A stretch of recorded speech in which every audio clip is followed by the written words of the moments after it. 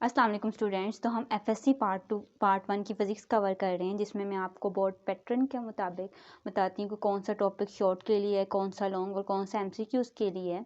तो हमारा चैप्टर 2 चल रहा है वेक्टर्स एंड इक्विलिब्रियम। तो आज का टॉपिक है रेक्टेंगुलर कंपोनेंट्स ऑफ वेक्टर्स। सबसे पहले तो कंपोनेंट्स क्या होते हैं? कंपोनेंट्स मीन्स पार्ट्स, मीन्स कि हमने वेक्टर्स के ऐसे पार्ट्स बनाने हैं, इस तरह से पार्ट्स में डिवाइड करना है वेक्टर्स को कि उन पार्ट्स को ऐड करने से दोबारा हमें वही वेक्टर मिल जाए। तो वो वेक्टर्स के कंपोनेंट्स होंगे। फॉर एग्जांपल मेरे पास एक नंबर है 8, तो मैं इसको डिवाइड करती हूँ 5 और 3 में। तो अगर मैं इन दोनों को ऐड करूँ तो वापस मुझे 8 मिल जाता है। इसका मतलब है 5 और 3 दोनों 8 के क्या हुए? कंपोनेंट्स। अगर मेरे पास एक वेक्टर है ए, ठीक, इसके मैं कंपोनेंट्स बनाना चाहती हूँ, तो मैं क्या करूँगी? यहाँ पे एक वी वेक्टर ड्रा करती हूँ और दूसरा यहाँ पे सी वेक्टर ड्रा करती हूँ, ठीक।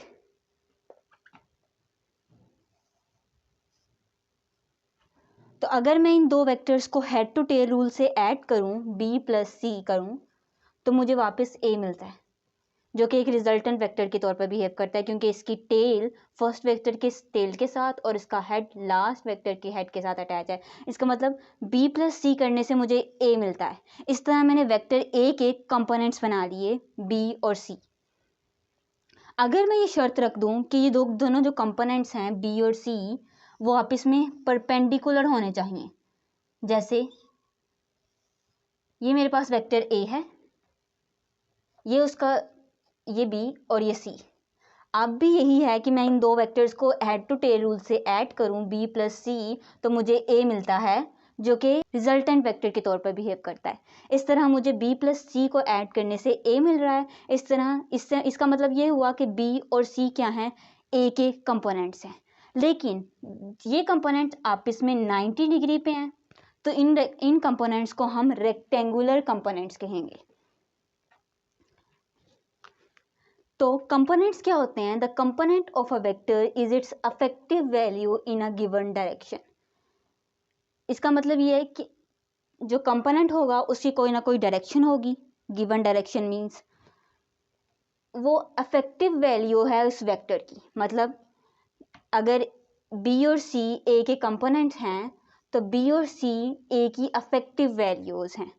अफेक्टिव वैल्यूज होने का मतलब ये है कि बी और सी को ऐड करने से मुझे ए वापस मिल जाता है।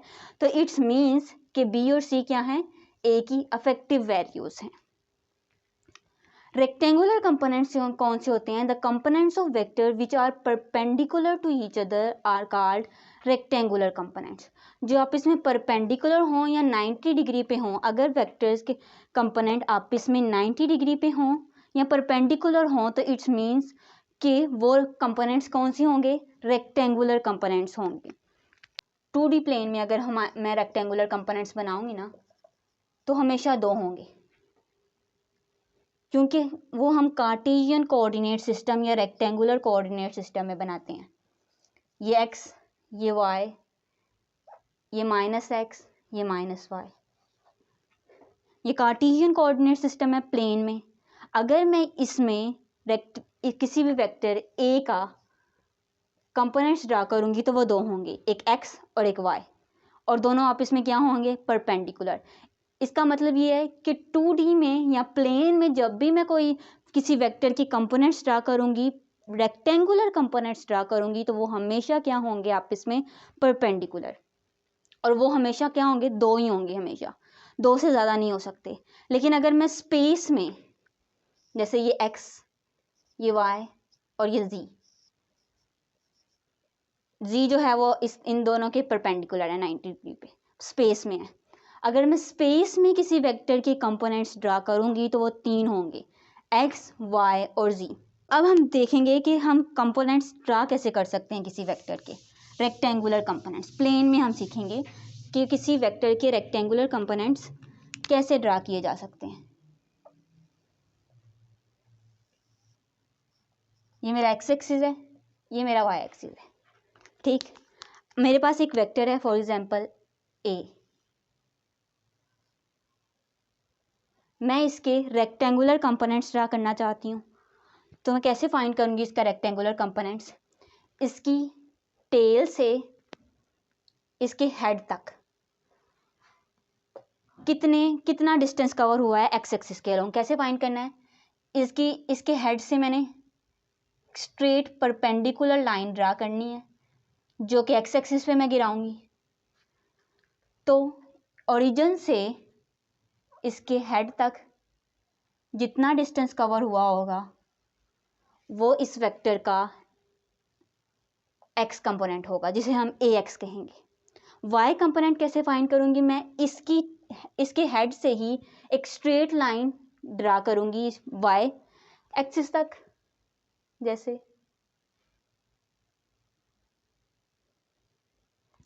तो ओरिजिन से इसकी हेड तक जितना डिस्टेंस कवर हुआ होगा वो इसका वाई कंपोनेंट होगा, ए वाई, जिसे हम ए वाई कहेंगे। अब ये लाइन इस लाइन के बिल्कुल पैरेलल है, तो अगर ये ए वाई है तो इसको भी मैं ए वाई कह सकती हूँ, क्योंकि मैथ का रूल है कि दो पैरेलल लाइन आपस में इक्वल होती हैं। अगर ये ए वाई है तो ये भी ए वाई हो सकता है, अगर ये ए एक्स है तो इसके बिल्कुल पैरेलल ये लाइन है, तो इसको भी मैं ए एक्स कह सकती हूँ। देन जो थीटा है वो क्या होगा? वो इस वेक्टर का एंगल होगा एक्स एक्सिस से एंटी क्लॉकवाइज डायरेक्शन में। थीटा इज द एंगल जो कि एक वेक्टर पॉजिटिव एक्स एक्सिस से एंटी क्लॉकवाइज डायरेक्शन में बनाता है, तो ये थीटा होगा। अब हमने फाइंड करना है कि जो मेरे कंपोनेंट्स हैं ए एक्स और ए वाई, उनकी वैल्यूज़ क्या हैं। उनकी वैल्यूज़ फाइंड करने के लिए मैं कोस थीटा और साइन थीटा यूज़ करूँगी।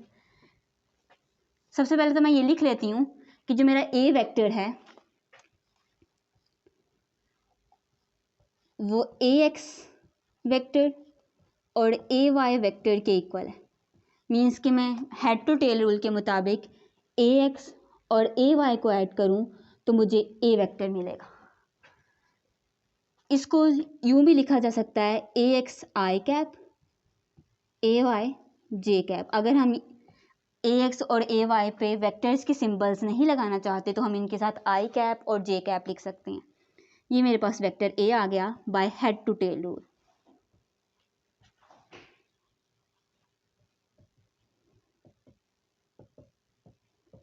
नेक्स्ट, अब मैंने फाइंड करना है ए एक्स क्या है। ए एक्स की वैल्यू फाइंड करनी है।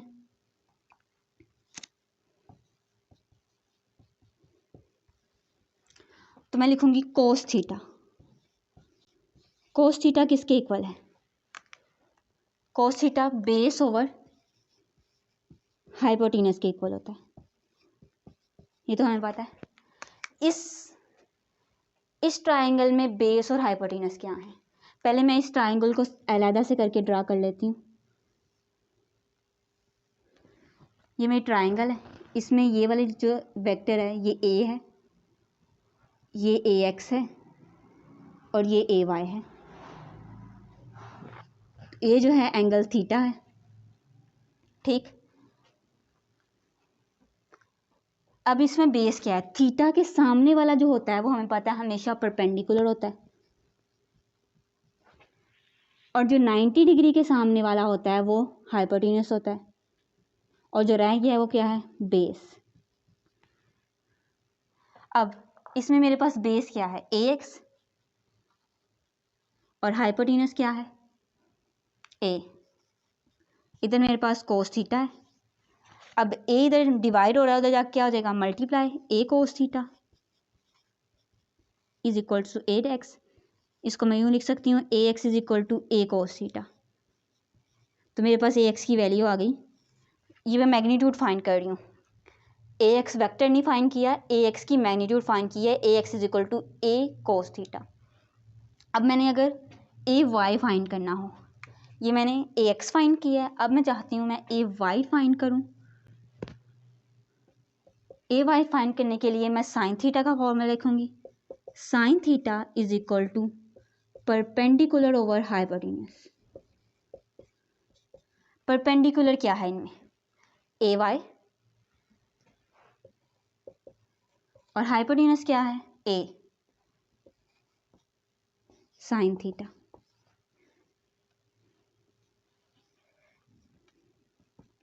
ए इधर डिवाइड हो जाके क्या हो जाएगा, multiply, A sine theta is equal to A Y. It means कि A Y is equal to A sine theta.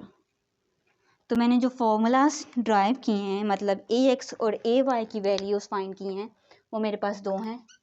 एक है A X is equal to A cos theta,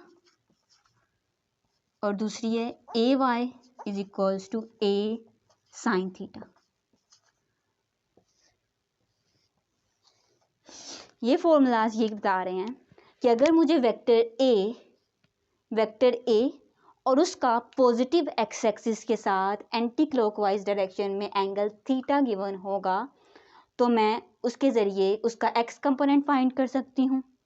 और इस तरह ए वेक्टर और उसका एंगल थीटा गिवन हो तो इसे ए वाई कंपोनेंट भी फाइंड किया जा सकता है। वेक्टर उसका एंगल गिवन हो तो उसके कंपोनेंट, रेक्टेंगुलर कंपोनेंट्स फाइंड किए जा सकते हैं, ए एक्स और ए वाई। नेक्स्ट अब हमने फाइंड करना है कि vectors from its rectangular component.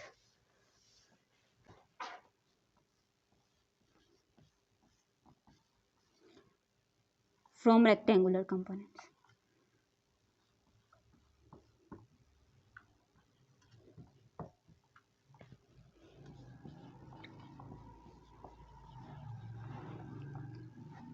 अगर मुझे रेक्टेंगुलर कंपोनेंट्स गिवन हो, यानी ए एक्स और ए वाई गिवन हो, तो क्या मैं वेक्टर ए और उसकी डायरेक्शन यानी एंगल थीटा उसका फाइंड कर सकती हूँ।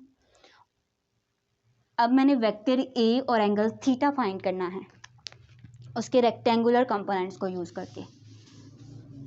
उसके लिए हम पहले यूज़ करेंगे पाइथागोरस थ्योरम।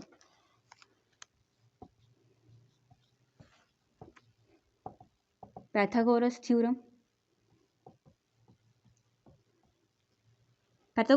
क्या कहता है, हाइपोटेनस का square is equals to base का स्क्वायर प्लस परपेंडिकुलर का स्क्वायर। इस ट्रायंगल में हमारे पास हाइपोटेनस क्या था, ये बेस थी, ये परपेंडिकुलर और ये हाइपोटेनस था। हाइपोटेनस क्या था, ए, मैग्नीट्यूड लिखूंगी, सिर्फ वेक्टर की फॉर्म में नहीं लिखूंगी इसको। ए का स्क्वायर, बेस क्या है, बेस ए एक्स थी तो ए एक्स का स्क्वायर। परपेंडिकुलर क्या है, परपेंडिकुलर हमारे पास ए वाई था तो ए वाई का स्क्वायर। अब मैंने ए फाइंड करना है तो मैं इसका अंडर रूट ले लूँगी दोनों तरफ, तो मेरे पास आएगा A is equal to A X का स्क्वायर प्लस ए वाई का स्क्वायर का अंडर रूट, होल का अंडर रूट। इससे मैंने वेक्टर ए फाइंड कर लिया। अब मुझे फाइंड करना है थीटा, तो मैं यूज़ करूँगी टेन थीटा का फॉर्मूला। टेन थीटा किसके इक्वल होता है, परपेंडिकुलर ओवर बेस के। परपेंडिकुलर हमारे पास क्या है इसमें, ए वाई, और बेस क्या है, ए एक्स, और ये है टेन थीटा। अब थीटा इधर आ जाएगा और टेन उधर जाके क्या हो जाएगा, टेन इनवर्स ए वाई ओवर ए एक्स। अब जो दो फार्मूलाज हमने ड्राइव किए हैं वो क्या बताते हैं कि अगर मेरे पास दो कंपोनेंट्स हों, ए एक्स और ए वाई, अगर मेरे पास रेक्टेंगुलर कंपोनेंट्स गिवन हो ए एक्स और ए वाई, तो मैं उसके ज़रिए वेक्टर की मैग्नीट्यूड भी फाइंड कर सकती हूँ। और अगर मेरे पास ए एक्स और ए वाई गिवन हो तो मैं उसके लिए ज़रिए वेक्टर की डायरेक्शन भी फाइंड कर सकती हूँ, मीन्स के एंगल थीटा भी फाइंड कर सकती हूँ। तो इस टॉपिक में हमने जो 4 फार्मूलाज ड्राइव किए हैं ना, वो 4 फार्मूलाज आपने याद रखने हैं कि ए एक्स कैसे फाइंड कर सकते हैं, ए वाई कैसे फाइंड कर सकते हैं, वेक्टर ए कैसे फाइंड कर सकते हैं जब ए एक्स और ए वाई गिवन हो, और उसकी डायरेक्शन कैसे फाइंड कर सकते हैं। इस टॉपिक में हमें ना कोई लॉन्ग आता है ना कोई शॉर्ट आता है, सिर्फ MCQs आते हैं। तो जो इम्पोर्टेंट MCQs मैं कुछ इसमें कवर कर रही हूँ इस वीडियो में। द फोर्स ऑफ 10 न्यूटन, वो कह रहा है कि 10 न्यूटन की फोर्स है, ठीक है, एक्स एक्सिस के अलोंग एक्ट कर रही है, तो इसका वाई कंपोनेंट फाइंड करें। मीन्स कि हमें कोई भी किसी भी वेक्टर का ए एक्स कंपोनेंट गिवन है, ए वाई फाइंड करना है, यूं ही लगेगा। तो आप कहें कि ऐसा तो कोई फॉर्मूला नहीं पढ़ा जिसमें हम ए एक्स के ज़रिए ए वाई फाइंड कर सकें, लेकिन इसमें सिंपल सी ट्रिक है कि अगर हमें फोर्स ए एक्स के अलोंग लग रही है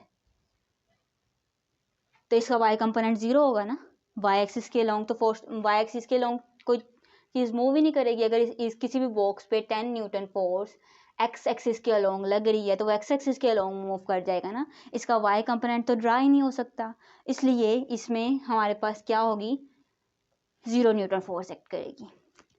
नेक्स्ट में वो कह रहा है the magnitude of rectangular component are equal if the angle with X axis is. हमने एक्स एक्सिस के साथ एंगल फाइंड करना है। एक्स एक्सिस के साथ एंगल फाइंड करने का मतलब है थीटा फाइंड करना है,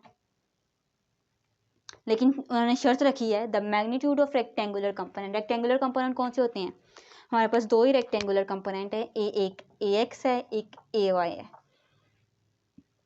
इन दोनों की मैग्नीट्यूड इक्वल है, तो हम पहले इसका फॉर्मूला लिख लेते हैं कि A X is equals to A cos theta और A Y equals to A sine theta. तो ये आप इसमें इक्वल्स कब होंगे, हमें नज़र आ रहा है जब कोस थीटा और साइन थीटा इक्वल हो जाते हैं। कोस थीटा और साइन थीटा अगर इक्वल हो जाएं तो ये दोनों ए एक्स और ए वाई आपस में इक्वल हो जाएंगे।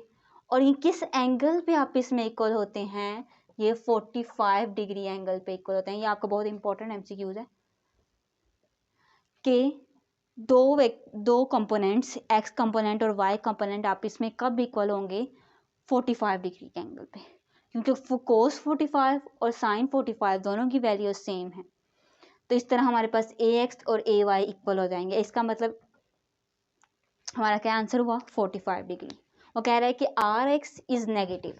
अगर हमारा एक्स कंपोनेंट नेगेटिव हो और वाई कंपोनेंट पॉजिटिव हो, आर वाई इज पॉजिटिव, तो रिजल्टेंट वेक्टर कहाँ लाई करेगा, हमें कार्टेशियन कोऑर्डिनेट सिस्टम का पता है, X Y minus X minus Y, ठीक। तो उसमें एक्स कंपोनेंट नेगेटिव है, एक्स कंपोनेंट नेगेटिव कौन सा है, ये हो गया, और वाई पॉजिटिव है तो वाई पॉजिटिव ये हो गया। अगर एक्स नेगेटिव और वाई पॉजिटिव हो तो रिजल्टेंट वेक्टर कहाँ होगा, यहाँ पे। ये हमारा फर्स्ट क्वाड्रेंट होता है, ये सेकंड होता है, इसको हम थर्ड क्वाड्रेंट कहते हैं, और ये फोर्थ है। तो R X negative R Y positive हो तो यहाँ पे आर लाई करेगा, इसको हम यू भी ड्रा कर सकते हैं। आर एक्स नेगेटिव, ये आर है हमारे पास, और ये आर वाई है जो कि पॉजिटिव है। तो ये कौन से क्वाड्रेंट में लाई कर रहा है, सेकंड क्वाड्रेंट में। तो हमारे पास रिजल्टेंट कहाँ लाई करेगा, सेकंड क्वाड्रेंट में। The resultant of two forces is 3 newton and 4 newton acting at right angle to each other. वो कह रहा है कि हमारे पास दो फोर्सेज हैं, 3 न्यूटन की और 4 न्यूटन की, वो राइट एंगल पे हैं। अगर दो फोर्सेस राइट एंगल पे हैं मतलब हमें कौन एक्स कंपोनेंट और वाई कंपोनेंट गिवन है। X component 3 newton, Y component 4 newton, कोई भी कंपोनेंट कह सकते हैं, दोनों परपेंडिकुलर ही होते हैं। आप इसको एक्स कह लें, इसको वाई कह लें, तो मतलब हम फोर्स को एफ कह देते हैं। हमने एफ फाइंड करना है, जबकि हमें क्या गिवन है, एफ ऑफ एक्स गिवन है और एफ ऑफ वाई गिवन है। तो क्या फॉर्मूला है इसको फाइंड करने का, एफ ऑफ एक्स का square plus F of Y का स्क्वायर। ये हमने फॉर्मूला कहाँ से निकाला, ये हमने थोड़े पहले ड्राइव किया है, A is equal to A X का स्क्वायर प्लस ए वाई का स्क्वायर। तो रिजल्टेंट अगर एक्स और वाई कंपोनेंट गिवन हो तो रिजल्टेंट वेक्टर ए इस तरह से फाइंड करते हैं। इस तरह अगर एक्स और वाई कंपोनेंट गिवन हो तो रिजल्टेंट फोर्स इस तरह से फाइंड करेंगे हम।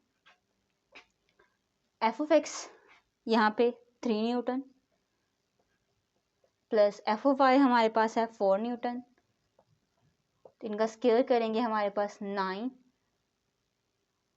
प्लस 16 आएगा जो कि 25 के इक्वल होता है। 25 का अंडर रूट 5 होता है। हमारे पास फोर्स आई 5 न्यूटन।